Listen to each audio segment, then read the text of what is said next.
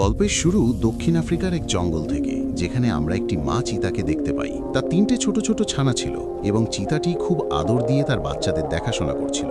কিন্তু হঠাৎ করেই জঙ্গলের সব পশু পাখি দিকবিদিকে ছুটতে শুরু করে এবং পাখিরা চিৎকার করতে থাকে, যার অর্থ ছিল কোনো বিপদ তাদের দিকে ধেয়ে আসছে। ঠিক তখনই আমরা একটি সিংহকে দেখতে পাই, যার নজর ওই মা চিতার ওপর পড়ে। এখন মা চিতাটি তার বাচ্চাদের বাঁচাতে দৌড়ে সিংহটিকে বাচ্চাদের থেকে দূরে অন্য একদিকে নিয়ে যায়, কিন্তু সে সিংহের আক্রমণ থেকে বাঁচতে পারে না এবং সিংহটি মা চিতাটিকে মেরে ফেলে।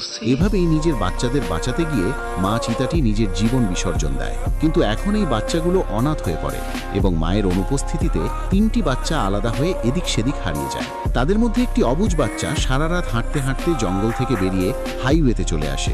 সেখানে একটি গাড়ি তাকে প্রায় চাপা দিতেই যাচ্ছিল, কিন্তু তখনই গাড়ির ড্রাইভার চিতার বাচ্চাটিকে দেখে ফেলেন এবং দ্রুত গাড়ি ঘুরিয়ে সেটিকে বাঁচিয়ে নেন।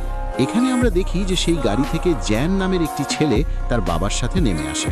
জ্যান চিতার ছোট বাচ্চাটিকে দেখে খুব খুশি হয় এবং তাকে কোলে তুলে নেয়।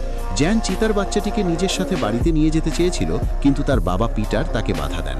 তবে জ্যান বাচ্চাটিকে খুব পছন্দ করে ফেলেছিল, তাই সে বারবার তার বাবার কাছে অনুরোধ করতে থাকে।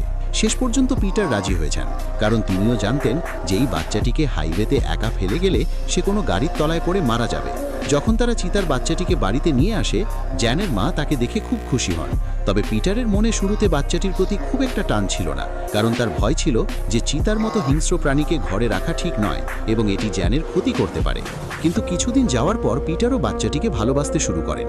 তারা চিতার বাচ্চাটির নাম রাখে ডুমা এবং ডুমা এখন জ্যানের পরিবারের একজন সদস্য হয়ে ওঠে। পরিবারের সবাই ডুমার সাথে খুব আনন্দ আর ভালোবাসায় দিন কাটাতে থাকে। এভাবে দিন এবং মাস পার হয় এবং ডুমা এখন অনেকটাই বড় হয়ে গেছে। একদিন খেতে ট্র্যাক্টর চালানোর সময় পিটার হঠাৎ জ্ঞান হারিয়ে ফেলেন। এরপর তাকে দ্রুত হাসপাতালে নিয়ে যাওয়া হয়।